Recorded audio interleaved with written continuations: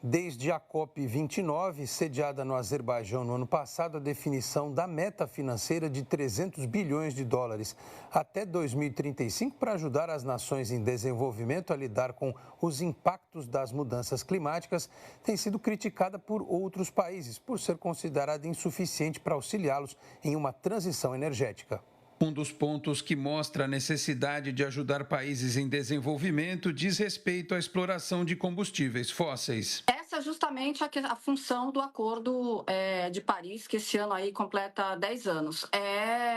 Onde os países mais desenvolvidos, em tese, eles teriam que ajudar os menos desenvolvidos. O combustível fóssil, como a gente sabe, não vai desaparecer do dia para a noite, tanto é que uma das questões também, o segundo ponto-chave que as pessoas estão aí ventilando a respeito dessa COP específica é justamente para que seja criado um mapa, né, de uma redução gradual da dependência do combustível fóssil. Agora, você imagina, se a gente não tem tecnologia para isso, como é que você vai imaginar outros países? Então, eles são muito dependentes ainda do combustível fóssil. Então, assim, o certo, né, entre aspas, se é que a gente pode denominar certo ou errado, é que os países mais desenvolvidos pudessem já ir se desapegando, inclusive para servir de exemplo e de margem para os países menos desenvolvidos, que é o que a China está fazendo, tem surpreendido nos últimos 2 anos, porque ela não aumentou a emissão, não reduziu, mas ela também não aumentou, e ela disputava aí com os Estados Unidos o primeiro lugar do país mais poluidor,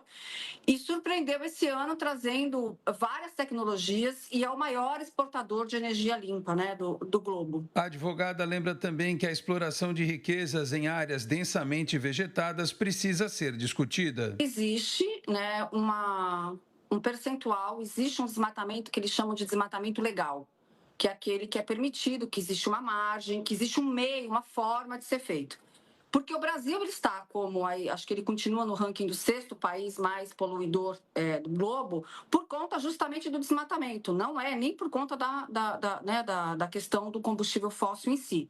Na verdade, ele acaba poluindo o meio ambiente justamente por conta do desmatamento. Então, essa é a grande briga, porque inclusive aqueles dentro dessa margem do desmatamento legal, que eles chamam, eles têm que fazer uma compensação. Essas empresas privadas ou empresas públicas que dependem do desmatamento para poder fornecer algum produto para a sociedade. E isso não vem sendo feito. Então, essa é a grande questão. E a gente ainda está colhendo o fruto daquele desmatamento que foi feito ilegal, que a gente está, né, que as empresas, né, privadas, a maioria são empresas privadas que estão tentando compensar o meio ambiente justamente com esse reflorestamento. Agora, independente de ser uma empresa privada, independente daquilo ser uma propriedade privada, o fato é que a gente tem na Constituição Federal o dever de garantir um meio ambiente adequado, sustentável para as nossas gerações e gerações futuras. Então, isso é uma obrigação minha, é uma obrigação sua, independente de você ser um ente público ou de você ser um ente privado. O oceano também é alvo do dilema entre desenvolvimento econômico e equilíbrio sustentável. Com cada vez mais projetos que visam a produção de energia offshore, existe uma preocupação com a legalidade destas operações. A gente já tem, né, a política pública, a gente já tem a lei que ela foi lançada, editada no ano passado, já está vigente, da política pública da exploração da energia offshore, e ela falta ainda de regulamentação, mas inclusive o Brasil lançou agora, essa semana, um comitê de descarbonização, justamente para poder cuidar dessa política pública, das regulamentações que faltam. Então, entendo que tudo essas regulamentações que estão faltando, o pontapé inicial foi justamente com esse lançamento desse programa aí pelo governo federal, desse comitê. E a maior concentração, né, que a gente está, né, que o mercado está especulando, é justamente que essa energia eólica, essa construção dessas plataformas, sejam feitas no nosso Nordeste por conta das plantas de hidrogênio verde, porque um dos métodos, né, de produção do hidrogênio verde é justamente esse tipo de energia. Agora, isso demora para acontecer, né? A gente não vai se conseguir construir uma planta do dia para a noite. Então, eu creio que, inclusive, eu acredito que essa construção né, dessa planta de energia eólica offshore, ela seja incentivada pelo poder público e principalmente pelas empresas privadas. O poder público, obviamente, vai ter que subsidiar, até porque a gente está falando do mar territorial, né? Ele vai ter que autorizar, enfim.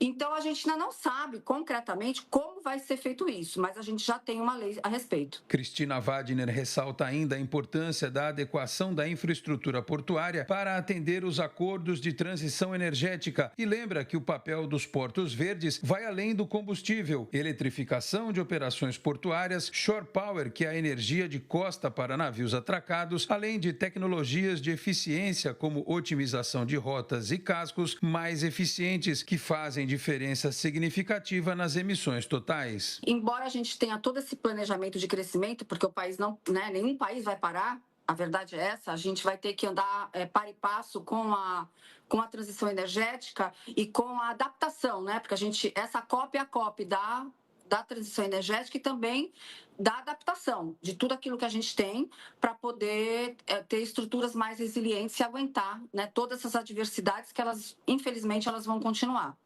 Então, o que a gente tem escutado, que embora tenha tudo isso, a gente tenha todo esse planejamento, por exemplo, nessa COP o governo federal também lançou uma portaria, uma consulta pública, uma portaria justamente para definir o que é embarcação sustentável, porque veio aí a regulamentação da BR do Mar, não sei se você se recorda disso, é recente, e ela lançou, assim, embarcação sustentável, mas ela não disse como era. Então, por exemplo, agora vai vir essa regulamentação dizendo exatamente como é. Não deixa de ser uma solução, porque a gente precisa avançar na cabotagem, precisa de saber exatamente o que o governo federal quer dizer com embarcação sustentável. Agora vai ser lançado o primeiro edital aí da concessão da hidrovia. Também uma das propostas da hidrovia é justamente a descarbonização para tirar os caminhões, né, tirar o excesso de caminhões das rodovias. E a gente também tem assim esse novo, né, esse TECOM aí, essa nova concessão que vai ser feita, eu acredito, então todo mundo acredita que ela já vai ser feita justamente com uma infraestrutura adequada para tudo isso, né? Então, embora a gente tenha toda essa questão que pode parecer a gente tem todo um planejamento de crescimento, vai poluir mais ainda, mas em contrapartida o que eu tenho visto é que também está sendo feito esse planejamento para poder evitar o impacto disso tudo.